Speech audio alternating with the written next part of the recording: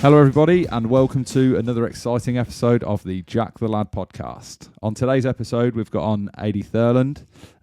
He was a roofer for 35 years until a very unfortunate accident left him in a wheelchair, as you can see, and he's a tetraplegic, which means that he's immobilised from the chest down. Yeah. So everyone give him a warm welcome. It's Ady Thurland. Thanks for inviting me. No, thanks very much for coming on the podcast.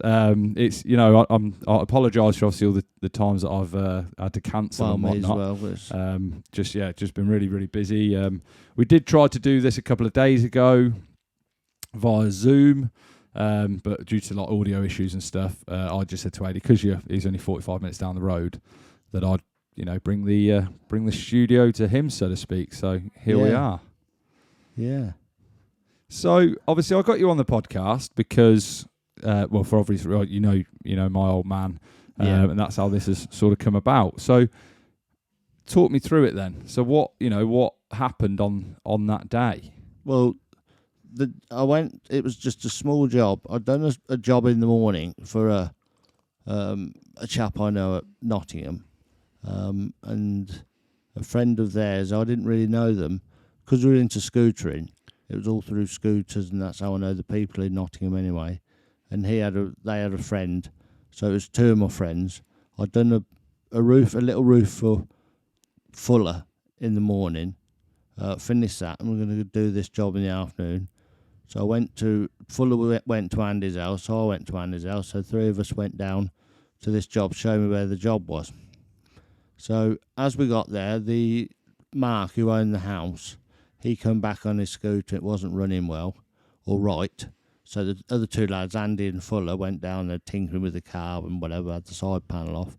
And I'm standing there and I thought, well, I might as well get on with what I'm doing. And what I was doing or was supposed to be doing, was putting eave guards. These are just plastic, a metre long, shaped, filler, like I'm going to say to you, that it goes, and where your felt comes down under your tiles, it perishes along your gutter. So these things are designed to go under your felt, the existing, cut the felt off with all the jagged, go up under the felt, tack them on, then put the tiles back on.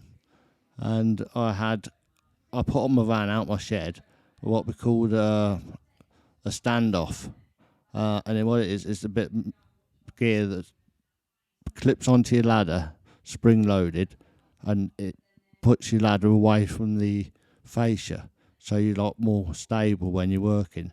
But the trouble is, you're really stable, so you forget where you are. If you were just doing it on a gutter, you'd slide along the gutter a bit, so that gives you a warning. Because this is fixed, so I'm getting carried away, probably leaning a bit too far, and not having anybody. And either of the two lads would have footed my ladder, but they were just doing it. I was quite happy doing what I was doing, but because I haven't got the foot of the ladder footed, bottom of the ladder foot, should I say, it was slowly moving away, but I couldn't feel that because I was solid at the top. Yeah. And the lad was bouncing away, and it was on decking, and just went. And I just rolled off. Well, it happened so quick, but I just sort of rolled off the ladder backwards and landed on my neck. Went through a cane furniture chair. I think they call it rattan furniture. Yeah. And that sort of broke my fall a bit, and just missed a massive patio table which had quite thick glass in it. So anyway, I was stuck in the chair, and obviously the lads come running over to see, and I kept saying, "Oh, lay me down, lay me down." I said, "We can't. You're not allowed to in this position." And because my legs were still in the air, if you can imagine, because it was rested, because all mangled up in the chair. So my legs felt like they was upside down, but in the air resting. Felt that they were left, but they were right. So my mate said, "This could be bad." I said, "I know it's bad because where my legs are, they're not, so I can't feel them." Yeah. And all I kept saying was, lay me down, roll me over, because I was upside down on my neck and I couldn't breathe. So I'm going to die. I can't breathe. Said, "We can't move you." And then the ambulance come, and they obviously got me out the remainder of the chair, and laid me down. Then it was just like someone lit my blood alight. The pain, the nerve pain, was terrible. And then they put me in the back of the ambulance, and I don't really remember much else. I was at the hospital, so my wife tells me, because the day I never took she wasn't my wife at the time, a girlfriend, to work, but I took her and her youngest daughter, Olivia, to Nottingham. She was going to go with Andy, because we knew him through the scooters. She was going to go with Andy's wife, Donna, to a nail bar, which they did. And I didn't realise I said that, but she said as we went past Queen's Med Hospital in the morning on the way to their house, I said something like, I can't remember how I worded it, but if you get a phone call, you know I am in there. And she got a phone call later on, and I was in there. So be careful what you wish for. But it wasn't wishing, it was just off the cuff, silly, jokey remark. And then she got a phone call, but they didn't tell her how bad it was, because, well, we didn't know really, but so she came up to the hospital, and there was quite a lot of time. I don't know whether they're waiting for the surgeon, but I was in one room and they was in the other, and then the next thing she knows, they're taking me down for an operation. And she's sort of like going mad, she didn't know anything about it. But they could have really let her come in and see me, because I was awake, you know, and I was all like, you know, strapped in, and your head, you know, like all, so you couldn't move, shall we say. Yeah. But they didn't let her in, and then, so that was a shock for her. And then I don't remember Nottingham very well. I was in there a few weeks, got snippets of it, but it was a couple of times I nearly died. One time they wrapped me up in ice and that, because I don't know, that for my blood pressure. Do you know what I mean? I was burning up, and they couldn't control my temperature, this, that, and the other. And it was a few times. And my wife had just started a new job, being not a screw as such. Well, she was, but it's just like taking people up and down from Cambridge Crown Court. So she'd have to take them from the cell to the top and back down. But she was just learning, doing the training, and it was a place in Bedford. But obviously she was running Nottingham every night to see me. So how long did she do that for? She was not very long. She was only on training, right? And she was running up every night to see me and not getting home, because the A1's terrible for having bloody road closures at night. Yeah. And so one week she was late, a few minutes. I don't know what late she was. And then the next week they was in the classroom, she was nearly falling asleep. And they marched her off site, finished her there and then. No compassion whatsoever. Bloody hell. Yeah. That's insane. So she didn't have a job very long at all. Fucking hell. That's... Fucking hell. Yeah, that's... So she didn't want... One night they said, I think you ought to stay tonight, because they weren't too sure whether they were going to make it through the night. Yeah. But she's got to go in for this job, so she's torn. And then they still finished it. Terrible. Terrible for her, it was.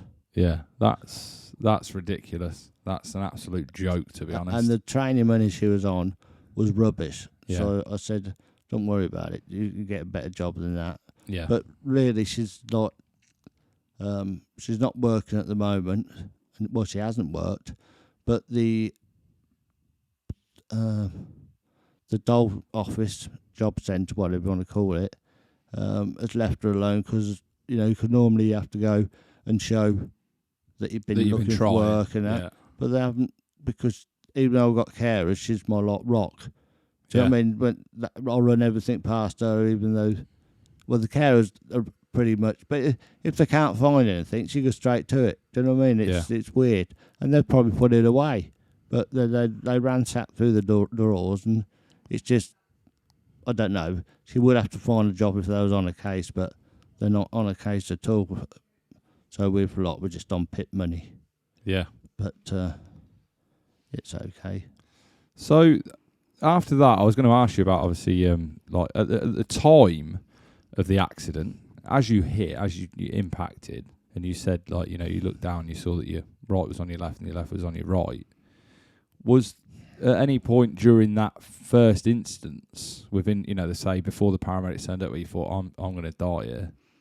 Yeah. Because all my weight was on my throat, so I couldn't breathe properly. I was breathing, but it seemed worse for me because I didn't knock myself out or anything. You know, I was awake all the way through.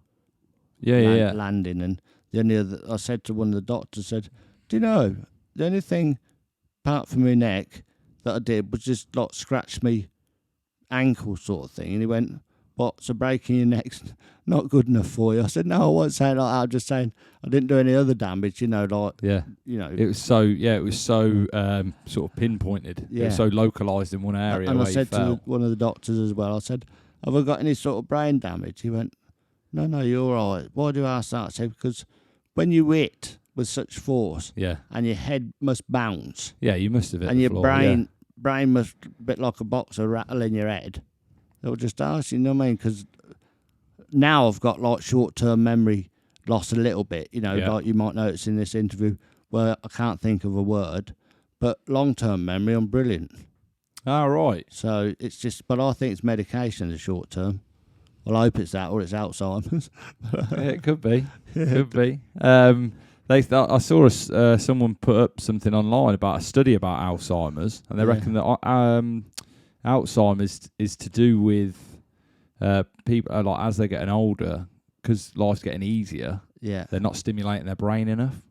So that as you then get older and older, obviously there's a lot of stuff that's assisted now, isn't there, and everything. Yeah. For, you know, as you get older, everything's sort of been made easier.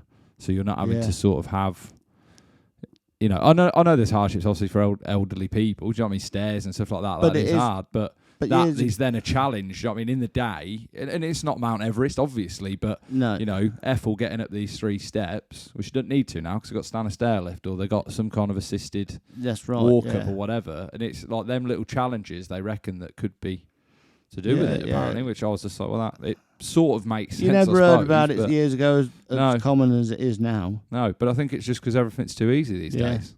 Any difficulty we have, we find a solution for it through innovation. But they put it down to those things. They can say it's Alzheimer's brought on by every drink in your life. Other things, you know what I mean? They attach it to so much. Yeah, but it's the same like with your chair. Your chair has got, you know, every gadget and whatnot that it is. You just rest your hand on there, don't you? Because you haven't got full. Yeah, so I just do the back of my hand. Yeah, and it's like, it's marvelous. It's such a good bit of kit, and it's like, and all that sort of stuff it's amazing. It's all set up, and the rail at the top there takes you straight from the bed into a shower trolley. Yeah, bed, shower trolley. Yeah. It's all stuff like that. We had all this adapted. Yeah. Well, you've got to, haven't you? So how with talking about sort of, you know, adaptation, what was it like for obviously all involved, the immediate family? Well, they could give me a lift to take me through the floor, up into a bedroom. But I mean the effect on them, you know, from you. Well, that's what I'm getting round to. Right. So, but I would have had to take a bedroom off them. So I didn't want to disrupt their lives as much as that. So this was all a big long kitchen once, but it's all been transformed. Right. So I tried not. It has impacted on their lives, but I didn't want to rearrange the house that much where, you know, it really took one of the bedrooms. Yeah. So because how you had to go up, you see. But yeah, for their lives, they've especially my wife and the youngest daughter Olivia, she came to a hospital no end to visit, and it was obviously boring for her, but she didn't play up and just to sit on the phone playing games and that. But she, you know, every time Gemma came up, she brought Olivia. So how old were they when this happened then? How old is Olivia now? So it's 5 years, 14. She was 9, and the twins were 18. I just moved them both to college. Right. One went to Northampton University, sorry, not college, and one went to Lincoln University. So they weren't here. Yep. So there was no one to look after Olivia. That's why she used to have to come with Gemma every time because at Sheffield, which is 2 hours on a good run. So I went from Queen's Medway operation in Nottingham. I said the nearest hospital, big hospital was Addenbrooke's. Within 2 days I was moved, so I thought that's better for visitors. Sorry, I keep hitting that. That's all right, Norris. You can't hear it. Oh, right. So, yeah, for visitors. And I had a lot of visitors. Then I was... they all used to moan at me how much the parking cost at Addenbrooke, because it's like... When you walk in the... I don't know if you've ever been... It's like a blooming airport. They got Burger King and shops and... You know, it's a big hospital. So I went there, and then they wanted me to go to Sheffield. I said, no, I want to go Stoke Mandeville. And they said, well, you're not in the catchment area. So I said, well, I used to live in Kettering. So I said, well, that's in the catchment area. If we put you down at your old doctor's, you might get to Stoke Mandeville.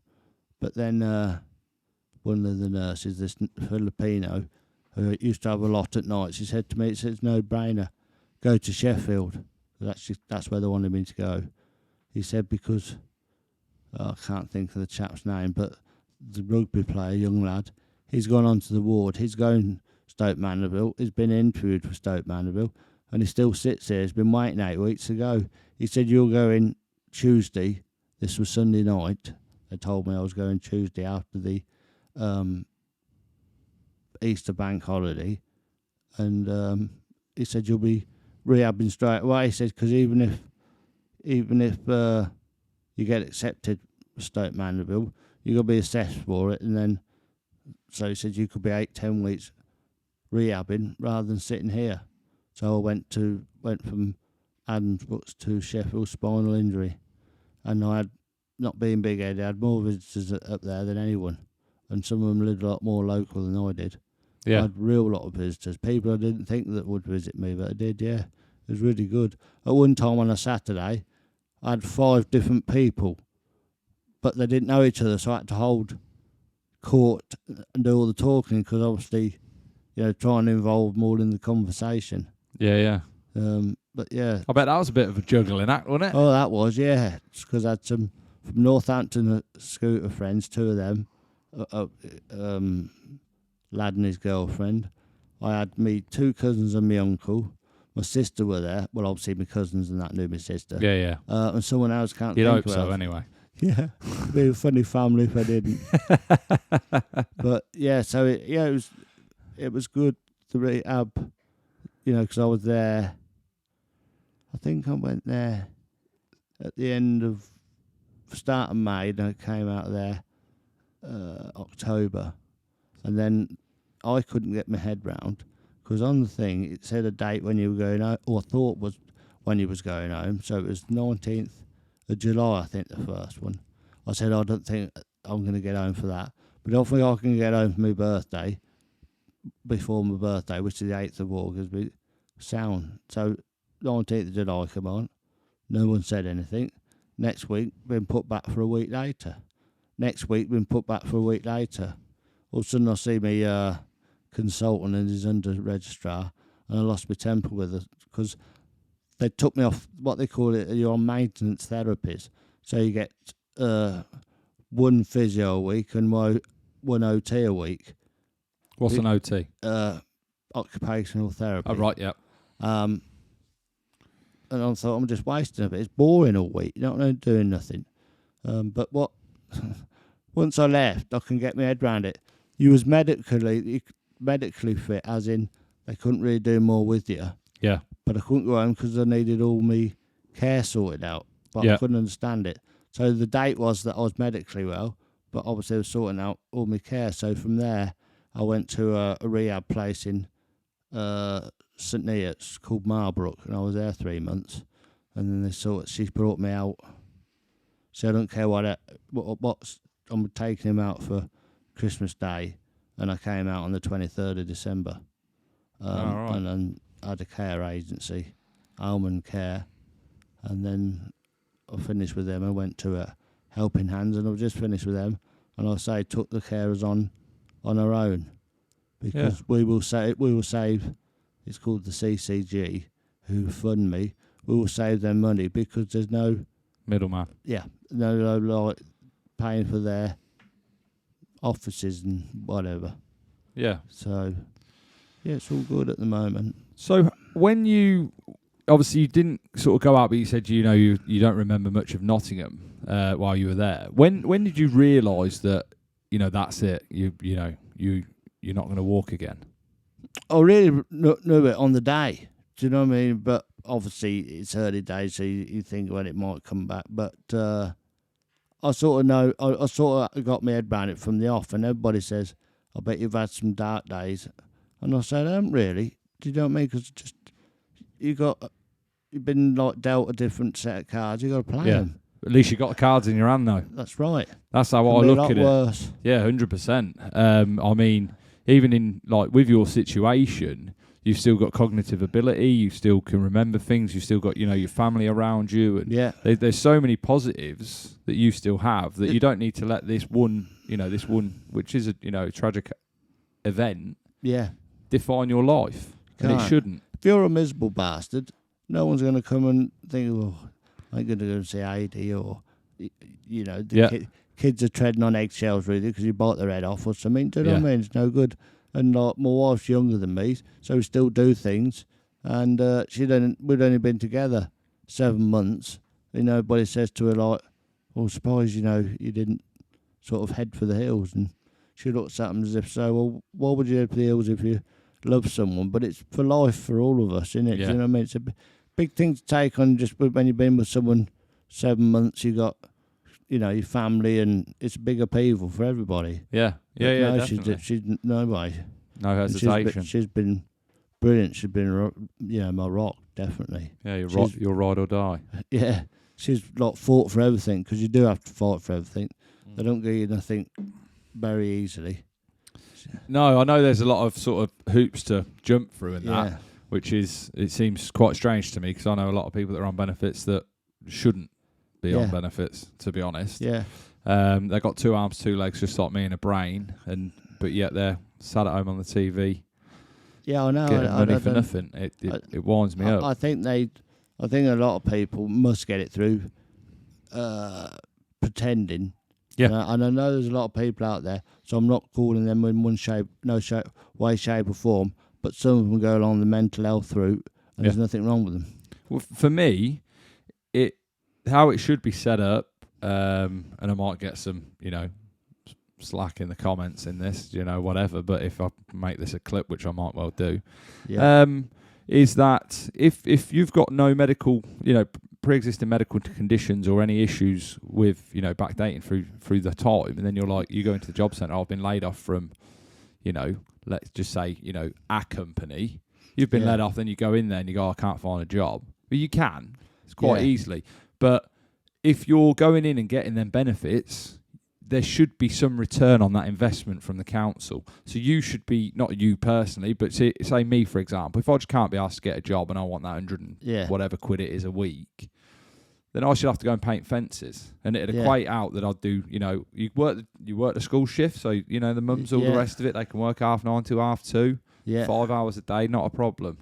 Paint fences. And it should work out that it works out at half of what minimum wage is. That's right, an hour. I agree, yeah. So then it gives them the incentive to look at it and go, hang on a minute, I could paint fences for a company and get twice as much for the same amount of hours. Yeah. Well, and so that's giving them that incentive to get off benefits, to go and do that job, that's possibly. Right. And even the council could help them get the, not maybe fence, because there's no sort of pathway in that, but like if they said, I've got a bit of an interest in mechanicking, well, you can go part-time at, going out around a garage. But your benefits are only going to be half of what you would get if you get employed by a garage. But then they got that incentive to then, I want to do this for a year then.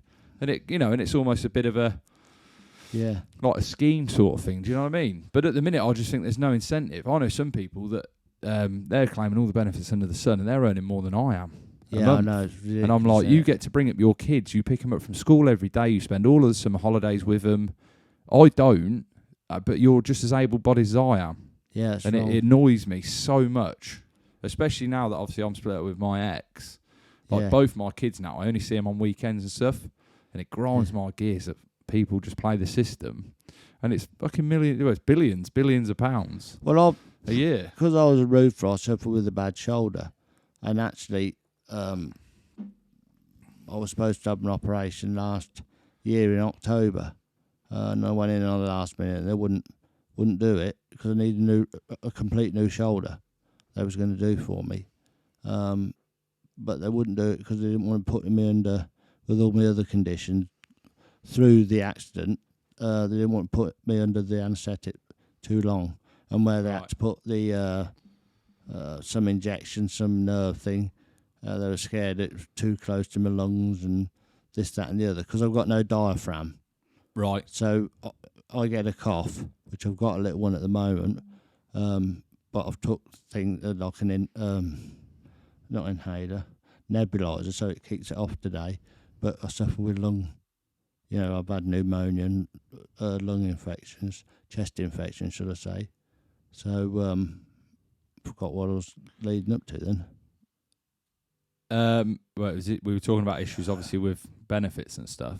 Yes, so that's what I was getting down to. So my bad shoulder. So I had a couple of operations on that. Yeah. Went on a benefit while I was off work because I was a roofer, obviously self-employed. And after so many weeks, I had to go and see their independent doctor, and I had to have 15 points. And I didn't get nowhere near it, so they're saying you can do any job. I said no, but I've not got a job. I've got a job to go back to. I'm just claiming for a few weeks while I'm off. But they're saying, oh, no, but you can. So I got my arm in a sling, just had it done, and went down. Had to go down the job centre, and he looked at me and we went through all the things. He said, well, it's non-applicable for you because you can't move your. But what I'm saying is, so I just had them 3 weeks off. And I struggled to get benefits, so I don't know how all these people do it. Yeah. I mean, I was legit then. Yeah. No, it was just for mad. a few weeks. I had a job to go back to. Yeah, I mean, I think there's a system in. I think it's in Poland. I'm going to say Poland. Fact check me if I'm wrong on this one, but I'm sure it's there that you have to have been employed for 2 years, at least 2 years, and then you're only entitled to benefits for 6 months. Yeah. And then you have to be off them anyway. And I think that's not a bad way either. I think that's why a lot of them came over. Yeah. If that's wrong, it should be a thing. I think it should be a thing here as well. We were lucky with Sheffield because the pit forms there's loads. Yeah. And I don't know, but they had a benefit officer up there because obviously it was all bad that was in there. Yeah. All of the different, whether it was your back or your neck. A lot of them were long term. Not working, should we say? So he helped us fill a lot of the forms in, which was good for me. Yeah, 100%. And just little things that he knew the way around it. Like can't think of that benefit you get. ESA, employment support allowance. Yeah, and Gemma, well, she's my wife now, but she's named first on the form. And he said, no, you've got to be lead one on the form because if she goes back to work, it's all got to be changed again. Yeah. So just silly things like that. It's just to help me out. He just knew the that's system what it was. He was a benefit officer. So. Ah, right. Yeah, nice. So you've touched on it a couple of times. Obviously, that you had a couple of visitors that were from the scooter scene. Yes. What sort of scooters were you into back in the day, and what got you into them? When we was at school and that in the late 70s, like the mod revival came, skinheads, and just the two-tone era really set off again, and I was into it. And then one of my friends bought one. It was a little bit old because it was sort of like a no-no in my family because my cousin, I was only 6 months old, but when he was 16, he got killed on a motorbike. Right. So that we never, I even used to get scorned off when we used to ride them across the fields. Friends had them and all that, and they didn't even like that then. But I got one, and my dad had already passed away, and I got one, and Mum didn't sort of like kick up, and it was her side of the family about it, and I just got back into the scene. And the last scooter I had was a Rev and Go. It's called an Tetraplegic dragster, and the reason. There's quite a few of them about, but the reason I went over to them because of my shoulder, because of the clutch and the gear change is all on the same handlebar, and the clutch is when you used to get engines tuned up, you needed stronger clutches, and they would like getting too much for me to pull in. So this Rev and Go, but it used to do 100 mile an hour. It had a power band, and people don't believe until they go on them. Oh, they're brilliant scooters. I had so much fun of them going to rallies and that. Yeah. Do you know what I mean? It's just big green factor. And an easy way of riding, because it's like a twist and go. Yeah, and your brakes are both on the front. You haven't got a floor board, back brake. Yeah. So yeah, it was good. Yeah, we set a little scooter club up called the Dragaroo Club, and that was a tongue-in-cheek thing I started on Facebook. But then we got some T-shirts done and hoodies, and then we started to get known as. We knew a lot of people at rallies anyway. Yeah. We get known as the club, and then since I've stopped riding, it's all just, disassembled, should we say. Everybody sold the dragsters, and some haven't got scooters now, and some have just got like there's the new Vespers. They're Rev and Go, but they're like 200s, 250s, 300s. They're good mile munchers, and a few have got them. So there's not many with the dragsters anymore. So yeah, it was. But I've been to a rally yesterday just for the afternoon. That was only about 40 minutes away at Ramsey, and I see a lot of people. I know a lot of people there, and I just enjoy it. Yeah, nice. Did you go abroad with it at all? I went to Germany, Kalkar in Germany, but I didn't ride there. It's real bad weather normally. It's in February and it's normally snow over Germany. Right. So we went in a car, but it was good. It's all inclusive.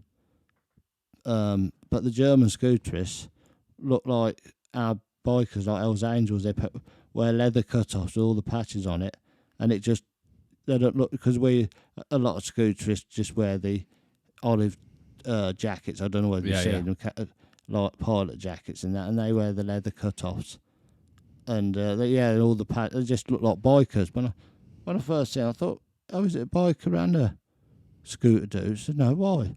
So I said, well, look at them. So no, that's how the foreign or the Eastern that's European. How they roll. That's how they.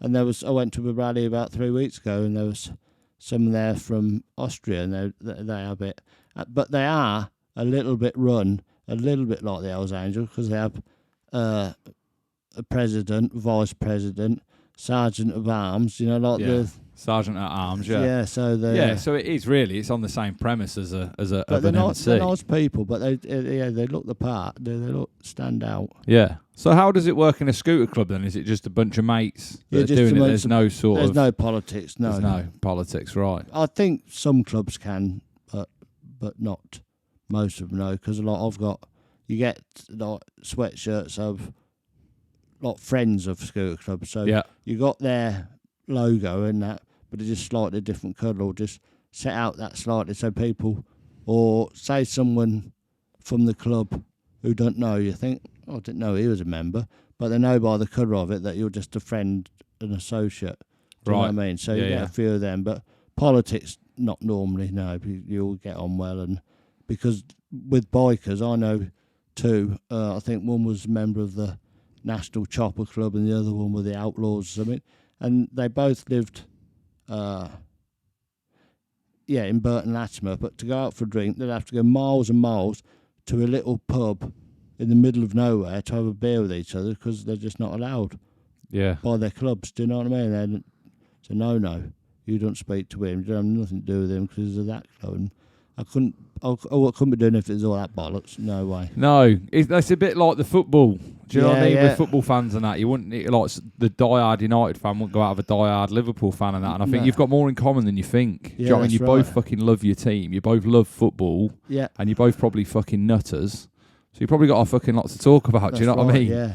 But it's like I was talking to a lad actually yesterday. He's my manager of my football team.